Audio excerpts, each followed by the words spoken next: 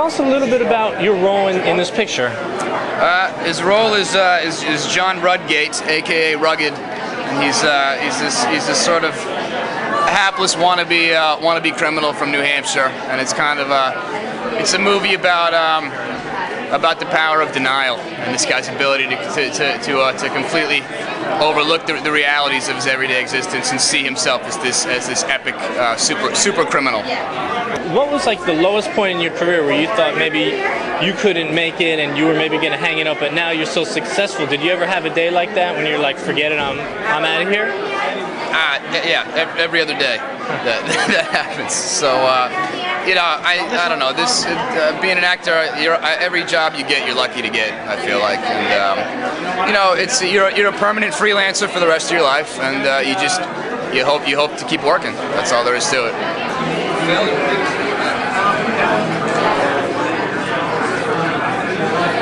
Hey buddy, you excited that you just talked to Pyro from X-Men? Not really. I'm a big fan of his from a movie called Break that he did. Oh. It was an independent feature that he did. He was really terrific, and he played a real obnoxious boss guy. So. Oh man, but he seemed pretty nice to you there. That was cool. No, he was so nice to me. But X-Men, everybody creams over that movie, but they don't give him much space to work with in that film. So. But it's good to see him doing independent stuff. Tell us a little bit about your role in this picture tonight. Is this an extreme close-up? No, right here.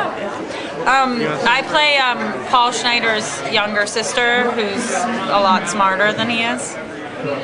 Was there ever a really low point in your career where you thought you'd hang it up, but now you're so successful? What can you tell all the young people today? Well, I think all the really low points were when I was so young that I was too stupid to try to quit. So, start young. Cool. Tell us a little bit about your role in this picture tonight. It's hard to really talk about. I haven't seen the film, so I don't know how it came off, but I play a guy, sort of a regular guy, and my character ends up sort of caught in the middle of this crime thing. But I haven't seen the movie yet, so it's hard to talk about the end result of the character and stuff like that. But I definitely liked doing it, and I had a good time making the film, and I've heard we won some festivals, so that's a good thing so far. Cool. Was there ever a low point in your career where you thought, I'm going to hang it up and forget it before you became successful? I mean, I always sort of feel like you always kind of question whether you're going to hang it up or any of that stuff. It's a tough business, and I think that has to be the only reason to be involved in this business, and the only reason to do anything in this business is it has to be something that you have to do. It can't be something that you're trying to do or that you want to do. I think that it has to be something that you can't live without doing. And I think if that's your intentions, then I think that you have the most chances of persevering the highs and lows that come with being in show business, because it's certainly not an easy business. So what brings you out tonight? My best friend in the world's in this movie. Oh, who's your best friend? Eben, Moss Bacharach. Oh, great. So I'm very excited to see it. I think there's no point where you stop thinking maybe you should forget it, you know what I mean? Because we don't get to decide what movies get made as actors, so frequently, you despair that nothing decent is being made, or that things that are decent that are being made are only being acted by a handful of actors. So I'd say the thing to tell young actors and filmmakers is everyone, in one way or another, feels like they're in the same boat you're in. Everyone despairs. For every role you play, do you use different inspiration, or is always how do you do what you do? It just depends, frequently I'm not inspired, and I find inspiration halfway through, or I don't, or I'm inspired the whole way. It's just, I don't think feeling good about what you're doing is necessarily that important. And it's about a guy who thinks he's missing a shirt in his life, but really he's missing love in his life. So he goes on to search for the perfect shirt. What do you want the viewer to take away after seeing your film? It's just a feeling that nothing really completes your life, that only you can complete it yourself by fulfilling what you really love or what you really love to do, and realizing that. I think it's difficult to realize that. So I think that's the feeling I love for people to walk away with. What inspires you as a cinematographer? Good stories, especially unique stories, and I think Drake and Lindsay are very unique writers. And we're both allergic to melons, by the way. So Yes, we are both allergic to melons. two guys against melons. We're gonna start that site. Yes, definitely. What it takes to produce a short film. Well, I got together with my friends, actually, and we've worked together before, so this was kind of like just really a lot of fun. There were only 5 of us, and I picked up Wendy's for people. I got some locations. I bribed some men to get some locations for very, very little money. I think that's like a big job of a low-budget short film producer, is bribing people. So it's been a day since you got your award. How has your life changed since then? It's been amazing. I was actually walking down the street today and this homeless guy goes, "Hey you!" And I said, "Yeah," and he goes, "You're a winner." I thought that was funny. So you're looking forward to the 2 pictures this evening? I'm really excited to see them, yeah. I know nothing about them, which is always good, I think, when you see a movie and you're surprised completely.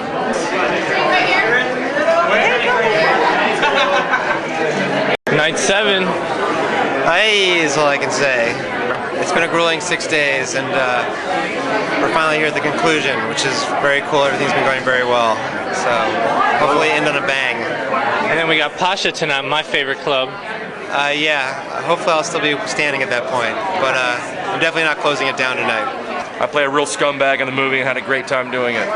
How'd you get into character for that? I've met a lot of scumbags in my life, and I based it on some of them. I like your t-shirt. You're the world champion of anything in particular? I am the world champion. Oh, cool. Of being world champion, or? Of the world. You see, that's why it says world champion. I like that. You got any bling or anything on you, or? Nope. Does that, you like my bling buckle? It's not bad, man. Oh, thanks. Not bad. I love your outfit. What was your lowest point when you thought you wouldn't be successful? Never been that way, man. Just watch Rocky about 5 times a year and you'll be okay.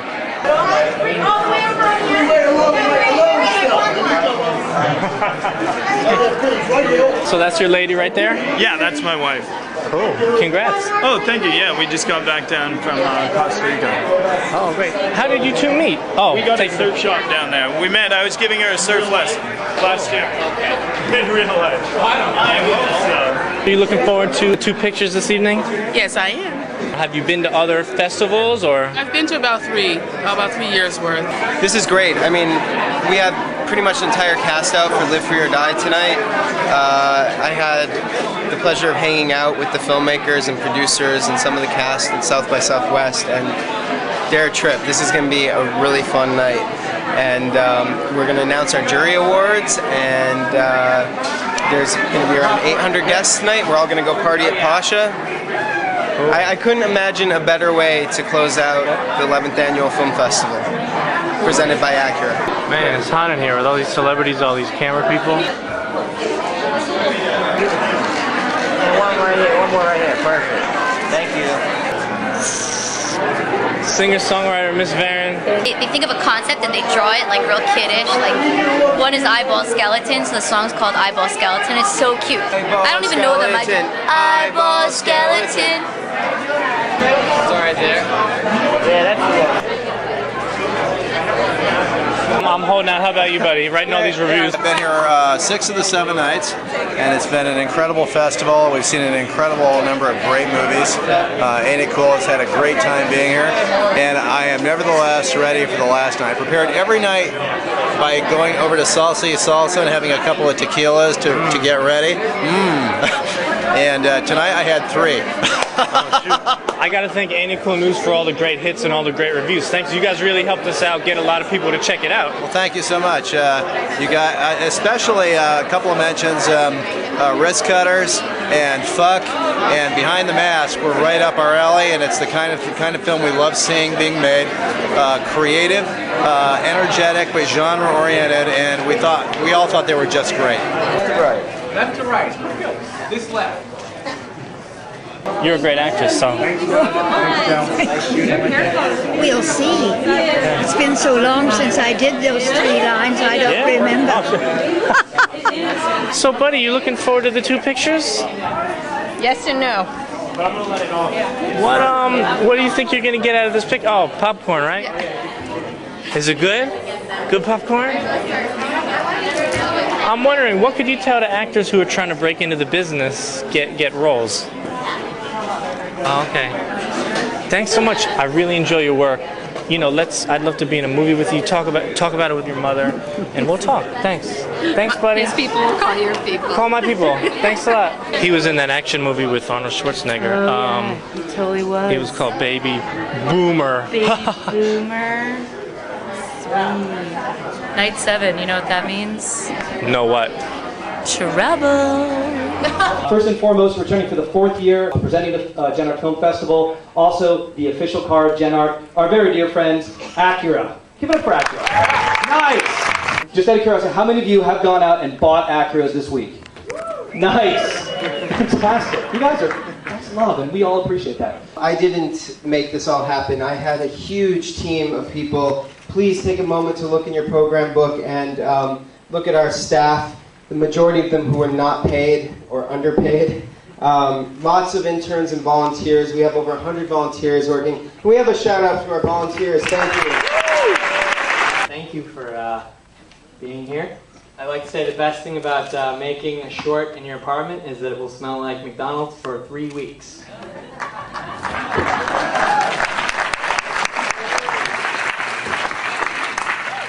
Hi, I'm Andy Robin, and I'm very excited you could all make it here tonight. I hope you have a lot of fun, and if you want to stick around later, we will answer whatever questions you have, and here's Greg. Yeah, we're just really excited to be at Gen Art, be in New York, and hope you have fun tonight.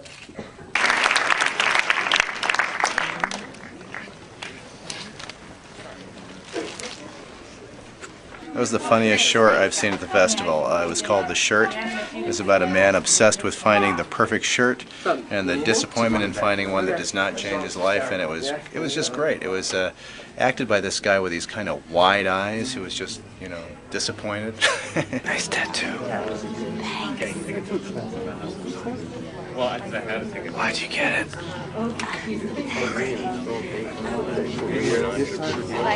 I'll talk to you later. Okay.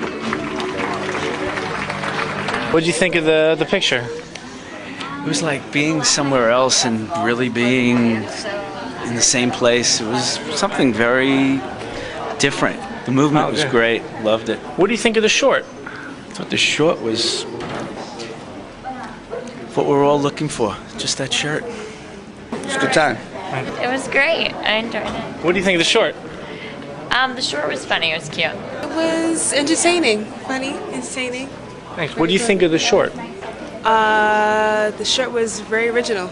We both grew up in New England, and it was just, this film was based a lot on people we grew up with and kind of various stories. You know, Andy's neighbor did break into his house and take his stuff, and you know, we were both offered speakers on the road maybe 800 times. So it was just kind of a collection of characters that we liked over a long period of time and trying to figure out a story that really pulled a lot of these elements together. I was only there for 2 days, so I can't really say You're much. inside. And I was inside. And I think that, I mean, just from, I'm going to talk a lot now. Okay. No, I think it should have read colder because it was so cold there, and it didn't read cold. Like, you guys don't even know. I think all the fellows who were there a lot endured quite a bit of cold, and I think they deserve a little. Yes. It was freezing. The original joke with my parka was supposed to be that I didn't need it. It was supposed to be warm in spring, so everyone else had to wear like t-shirts and thin long sleeves, and they suffered much more than I did. There's not a lot of conscious thought that goes into like, oh, I'm gonna flip my hair now, or I'm gonna diddle with my wiener, or I'm gonna, you know, like. It's just it was kind of there, written so specifically in the dialogue that it kind of put you in a mood, and then anything else you did, which might not have been written, was okay. How many times have we done table reads? Like very few times in my life, and they're so helpful, and it's all free, and that I think helped me tremendously, and I can only assume my brilliant castmates as well. You guys have trouble getting through scenes without cracking yourselves up? I mean, it must have been really hard at times to get through that. There's Judas scene with Kevin and Michael when they're in the hardware store walking around. Those three guys were just like working on it, like in this back room while we were filming some other stuff for hours, because we had to shoot it almost all in one take. And you just hear them get to like a certain point and they just laugh and they're like rolling around on these ugly like washing machines and stuff in the back of that store. I don't know how well this will go over in this crowd, but X-Men 3 is coming out pretty soon. And then hopefully the next film we're going to be shooting is a film called Cake Eaters. It takes place in rural Pennsylvania, directed by Mary Stuart Masterson, so looking forward to that. I'm starring in the dinner theater production of Oklahoma. Just kidding. Anyways, a lot of stuff, whatever. How'd it feel to play in a packed house? It was amazing. I ran over to both theaters and kind of heard some laughs and heard some, just a really special night. I'm kind of emotionally drained now after getting so excited for the week to come. We love this man is a genius right here. He's absolutely a genius. I'm going to miss asking you, so what did you think of the feature? I thought this was, in some ways, the best matched double feature you had tonight. The Shirt and Live Free or Die were both hysterically funny. I'd forgotten the two were Seinfeld writers, and I wish I'd kept that in mind while watching it, because it had that sharp edge, as they put it, of human beings debasing themselves with selfish and abysmal behavior. This guy in New Hampshire who wants to puff himself up and look like he committed a murder because there's really nothing else to do up there, and his sort of goony partner, who's lost in his own head and a little retarded maybe, and it's about their misadventures up there, and it's a great execution. And I also loved the last shot with him bursting through the door in the 7-Eleven. Good movie. Man, this is the last night of the Gen Art Film Festival. I'm really sad.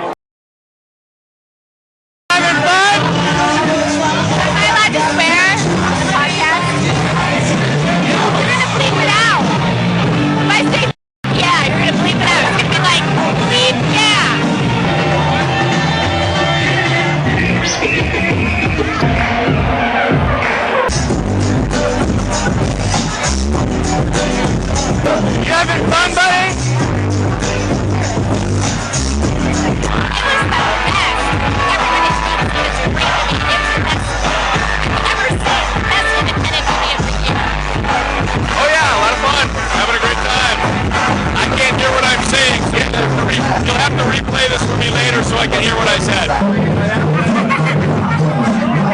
You guys having fun? No. This sucks. Not yet. Not a good time. Are we having fun? You like Gen Art? I've had a great time. It's been amazing.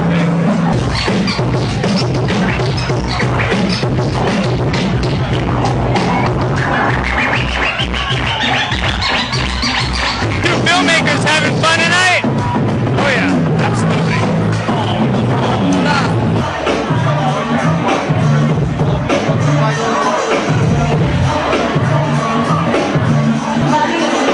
Oh! Gen Art next set! Oh! Yeah! Yeah! For Boston! Gen Art.org! Thank you!